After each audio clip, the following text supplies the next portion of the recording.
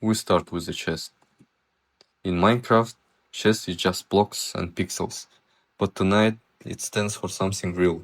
Your messages, your photos, your location history, your medical notes, everything that can be copied without you noticing. In cybersecurity, people often talk like it's only technical. Passwords, firewalls, updates. But we want to treat it as moral philosophy. Because when you protect data, you're protecting person's freedom to live without being watched, manipulated, or stolen from.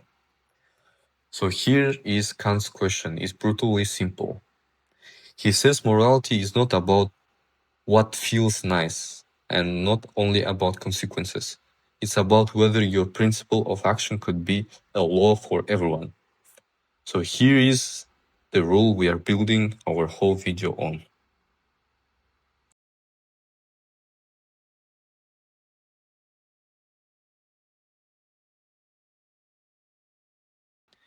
Let's translate that into cybersecurity. If my rule is I will skip security when it's inconvenient, could I want everyone to do that?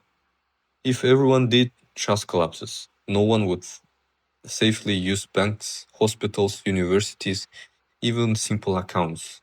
A world where everyone treats protection as optional becomes a world where everyone lives in permanent suspicion. So in cybersecurity becomes a duty because we are paranoid, but because we are rational. As a comparison, encryption is like sealing a letter. Access control is like locking a door. An updating system is like repairing the lock before the thief tries it. Now the second Kant idea, more personal and more serious.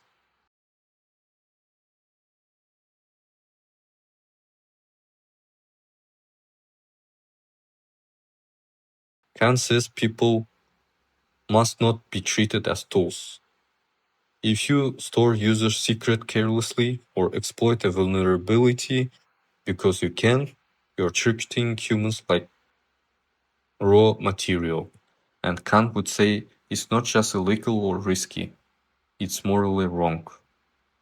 For example, this villager can fight, but they trust you with the key.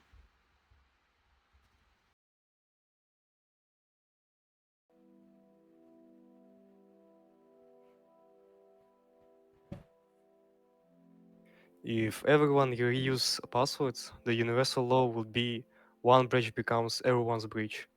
That principle can be willed as an universal law because it destroys the very possibility of secure identity. So duty looks boring. Unique passwords, password managers, multi-factor authentication, no glamorous, just moral. In Kant's term, a good action is not good just because it accidentally works out. It has to be done for the sake of the rule, for the sake of the respecting persons. When an organization implements access control, logging, least privilege, it's not only managing risk, it's making a promise. We will not treat your life as a file we can open. A lot of harm happens not because people are evil, not because they choose convenience and denial. And there is where a modern framework helps translate duty into habits. NIST summarized cybersecurity into 5 functions: identity, protect, detect, response, and recover.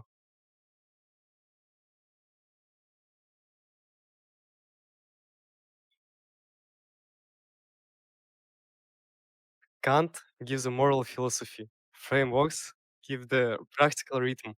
Duty becomes don't wait for disaster to start caring. One small comparison: cybersecurity is like maintaining a lighthouse. You don't turn it on after the ship hits the rocks. Here is the deepest point. Cybersecurity protects more than data, it protects the conditions of freedom. If your identity can be stolen, your speech forged, your location tracked, your private life exposed, you start living differently. You self censor, you shrink. Kant's morality is built for rational beings living together under principles, and in the digital world, that living together includes systems we build. So when we protect data, we're choosing a world where people can still be persons, not targets, not products, not means only.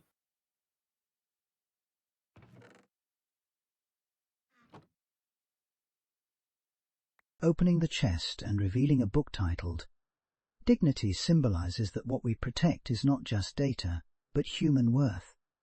The chest represents personal information. The lock represents security, but inside is something deeper. Human dignity.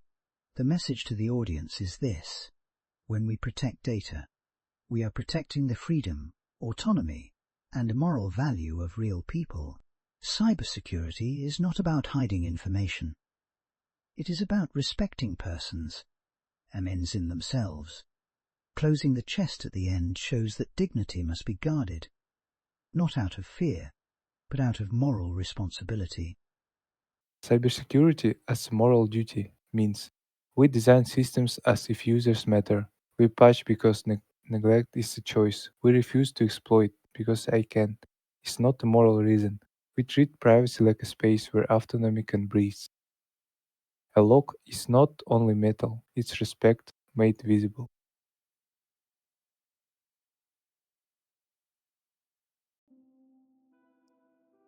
So, in conclusion, we began with the chest, just blocks, just code. But what we discovered is that protecting data is not only about technology, it is about choosing a rule for the world we want to live in. If you want a world built on trust, then protection cannot be optional. Can't remind us if we cannot will a world where everyone ignores security, then we cannot justify ignoring it ourselves. Cybersecurity is not a paranoia, it's a rational responsibility. And if every person must be treated, never as means only, but as an end, then their data, their digital life deserves protection.